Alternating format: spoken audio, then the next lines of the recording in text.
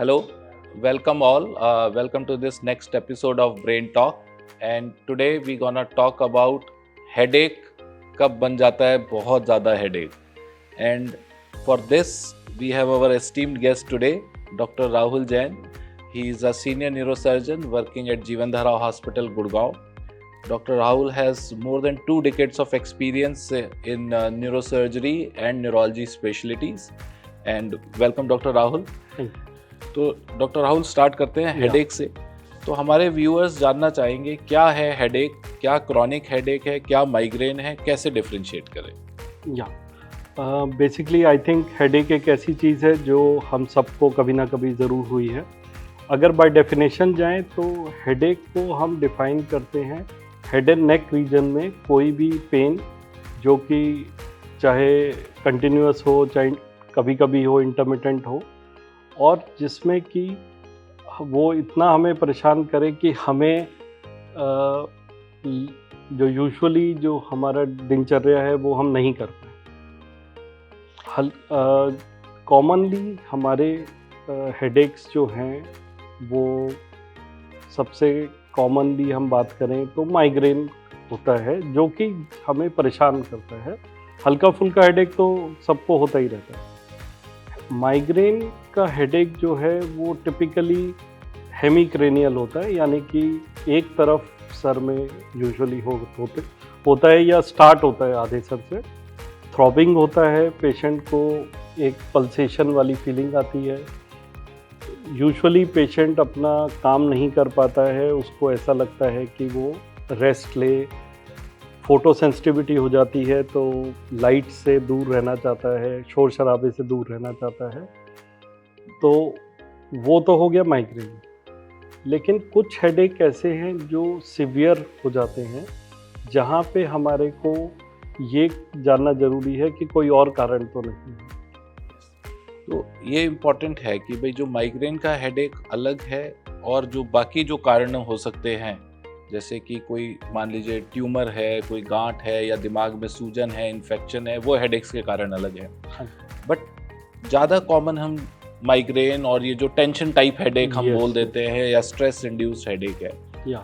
तो एक नॉर्मल आदमी कब डिसाइड करे, क्योंकि हेडेक्स जैसा आपने कहा सबको हो जाते हैं, तो कब वो डिसाइड करे कि हाँ इस पॉइंट पे मुझे शायद एक डॉक्टरी मदद की या एक कंसल्टेंट की या स्पेशलिस्ट की ज़रूरत है, या इस टाइम पे मुझे कोई इन्वेस्टिगेशन की ज़रूरत है, वो कैसे डिसाइड करें? या तो हम जैसे मेडिकल टर्म्स में बोलते हैं कि कुछ रेड फ्लैग्स हैं। अगर आपके हेडेक के साथ ये चीज़ें हो रही हैं तो डेफिनेटली आपको ओवर द काउंटर मेडिसिन लेने की बजाय कोई स्पेशलिस्ट के पास जाना ज़रूरी है। जैसे मान लीजिए कि आपके जैसा कॉमनली सिर दर्द होता था और एक एपिसोड ऐसा आता है जो उस तरह का नहीं है, कुछ अलग है, तो ये बड़ा इम्पॉर्टेंट साइन है, आप फिर उसको सीरियसली लीजिए। नंबर सेकंड, अगर आपके हेडेक के साथ बहुत ज़्यादा चक्कर आ रहे हैं, आपको उल्टियाँ आ रही हैं, आपसे काम नहीं किया जा रहा है और आपको ऐसा लग रहा है कि मेरे को उस दिन छुट्टी लेने की ज़रूरत है, तो वो सीरियस हेडेक्स हो सकते हैं। उसके लिए कोई ना कोई न्यूरो स्पेशलिस्ट के पास जाना चाहिए। तो ये एक इम्पॉर्टेंट पॉइंट है कि अगर चेंज इन हेडेक पैटर्न है या वॉमिटिंग है या चक्कर है या अगर बहुत सीवियर हेडेक है तो हमें स्पेशलिस्ट कंसल्टेशन की ज़रूरत है।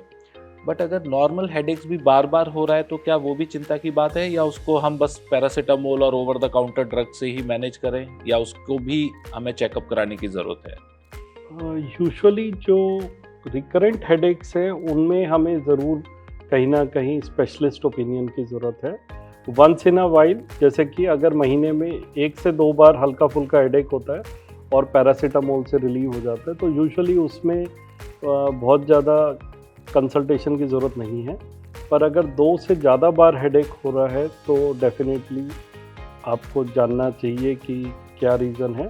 जैसे माइग्रेन मोस्ट कॉमन हेडेक है या स्ट्रेस इंड्यूस्ड हेडेक है, टेंशन टाइप हेडेक है, तो कई बार इसमें हम थोड़ा सा लाइफस्टाइल मॉडिफिकेशन करके ही इन हेडेक से बच सकते हैं। तो एक स्पेशलिस्ट के पास जाके ओपिनियन लेने में इन जनरल अच्छा ही रहता है।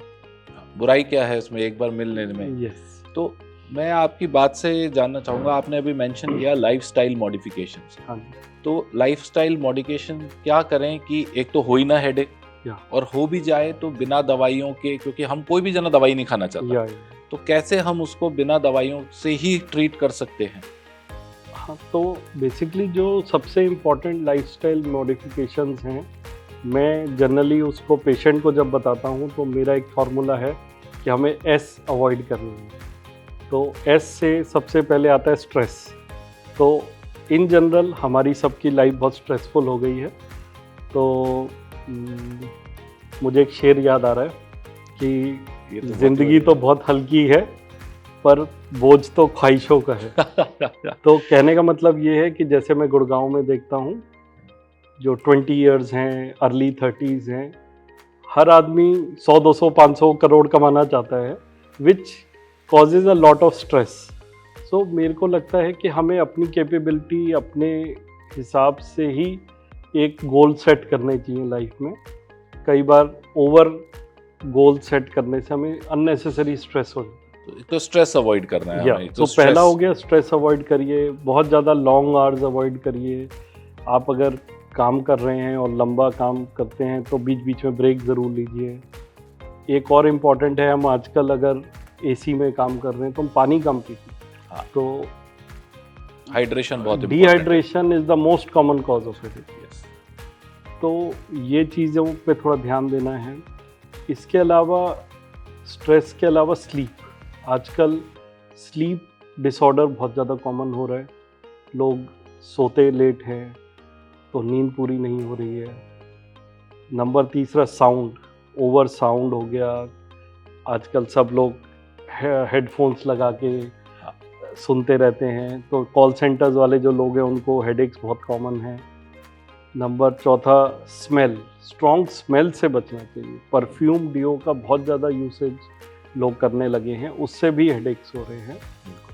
और ये कॉमन फैक्टर। पांचवा एस मैं एक जोड़ देता हूँ इसमें, सनलाइट जो आई थिंक जो वेरी इंपॉर्टेंट। हाँ। बट आजकल ज़्यादातर लोग जाते नहीं अंदर ही हैं, काम करते हैं तो सनलाइट थोड़ा सा वो आता कम नहीं हो है गया। उसका। लेकिन यस, अगर आप ड्राइव कर रहे हैं, सनलाइट में जा रहे हैं, तो गॉगल्स जरूर पहनें। बिल्कुल। तो ये बहुत ही इंपॉर्टेंट पॉइंट्स हैं, और आई थिंक याद करने के लिए डॉक्टर राहुल ने बड़ा अच्छा निमोनिक दिया है कि सारे एस को अवॉइड करें, तो उससे हम अपनी लाइफ आसान कर सकते हैं। बट एक हमारा जो पेशेंट्स का बड़ा कॉमन सवाल रहता है और बहुत कॉमनली निकल के आता है कि क्या परहेज़ रखें खाने में, क्या दें ना दें। तो जो हम देखते हैं कि हाँ, जो MSG तो आजकल सभी पढ़ रहे हैं कि MSG अगर होता है तो उससे सीजर्स होने की भी टेंडेंसी बढ़ जाती है, माइग्रेन और हेडेक्स होने की भी टेंडेंसी बढ़ जाती है। और क्या सजेस्ट करते हैं आप कि क्या एहतियात बरतें खाने में कि ये हेडेक्स कम हो या उसको हम ट्रिगर ना होने दें? यूजुअली जो मैंने कॉमन प्रैक्टिस में देखा है, कोई भी चीज़ इन जनरल जो ज़्यादा एसिडिटी कॉज करती है वो हेडेक्स ट्रिगर कर देती है। तो कॉमन भाषा में जैसे हरियाणा में लोग कहते हैं कि गैस सर पे चढ़ गई, तो it is mainly because of acidity. उसका भी मेरा एक छोटा सा निमोनिक है, वो सी से शुरू होता है। ओके। तो सी से चिली माने मिर्च कम खानी है। सी से कैश्यू काजू कम खाने हैं। सी से सिट्रस खट्टी चीज़ें कम खानी है। सी से चीज़ मिल्क प्रोडक्ट्स थोड़ा कम लेने हैं। तो ये कॉमन चीज़ें हैं जो हेडेक्स ट्रिगर कर देती हैं, तो इनका सेवन थोड़ा कम करें। फिर सी से सिगरेट स्मोकर्स को हेडेक ज़्यादा होता है, तो ये चीज़ें हम खाने में अवॉइड करें तो शायद हेडेक्स हमें कम होंगे।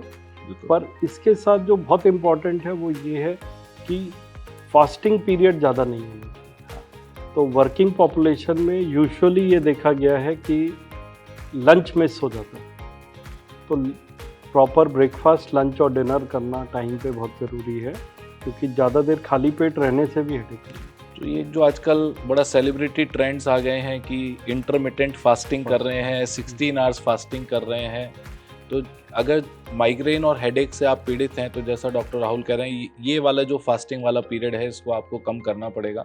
अदरवाइज आपकी जो लाइफस्टाइल है उसमें आपको माइग्रेन और हेडेक्स होने की टेंडेंसी बढ़ जाती है। तो एक्सरसाइज का भी मैं मानता हूँ काफ़ी इंपॉर्टेंट रोल है कि अगर हम डेली एक्सरसाइज करते हैं और अपनी बॉडी को उस तरह से ट्रेन करते हैं तो ना केवल headaches, stroke, cardiovascular risk factor, सारी चीज़ों में हम कमी ला सकते हैं। तो बड़े इंपॉर्टेंट पॉइंट्स हैं एस Yes. और सी जो हमें अपनी लाइफस्टाइल में चेंज करने हैं। एक लास्ट पार्ट जो हम कहना चाहता हूँ मैं आपसे कि एक बार हमने चलिए प्रिवेंशन भी कोशिश कर लिया, सब हो गया, और एक हमने स्पेशलिस्ट ने देखा और उनको लगता है कि इन्वेस्टिगेट होना चाहिए, तो आप अपनी प्रैक्टिस में क्या रिकमेंड करते हैं पेशेंट्स को? सीटी स्कैन, एमआरआई, क्या एमआर एंजियोग्राफी भी हमारी स्क्रीनिंग का पार्ट होना चाहिए कि कोई एन्यूजम ना हो? आपके क्या थॉट्स है इसके लिए? इनिशियली जैसे एक्चुअली चॉइस ऑफ इन्वेस्टिगेशन इस बात पे डिपेंड करती है कि पेशेंट को क्या सिम्टम्स हैं और न्यूरोलॉजिकल फाइंडिंग्स क्या हैं। मान लीजिए पेशेंट को कोई हाथ पाँव में कमज़ोरी है, डेफिसिट है, तो विदाउट अ डाउट हम पहले एमआरआई पे ही जाते हैं। बट इन जनरल जो may be 7 out of 10 headache के पेशेंट्स हैं उनको हिस्टोरिकली माइग्रेन ही लग रहा होता है। कई बार सीटी स्कैन 2 रीज़न से कराने पड़ते हैं। एक, पेशेंट सेटिस्फाई हो जाता है कि मुझे और कुछ नहीं है, तो सीटी जब नॉर्मल आता है तो देन दे रियलाइज़ कि हाँ भाई, उनका एक स्ट्रेस कम हो जाता है कि ब्रेन ट्यूमर नहीं है जो गूगल पे पढ़ के उनके दिमाग में आ गया होता है। बिल्कुल। और नंबर सेकंड, मोटा मोटा एक कोई अबनॉर्मलिटी है तो रूल आउट हो जाती है। बट अगर कोई भी न्यूरोलॉजिकल डेफिसिट है या रिकरेंट हेडेक्स है तो एमआरआई फर्स्ट चॉइस है।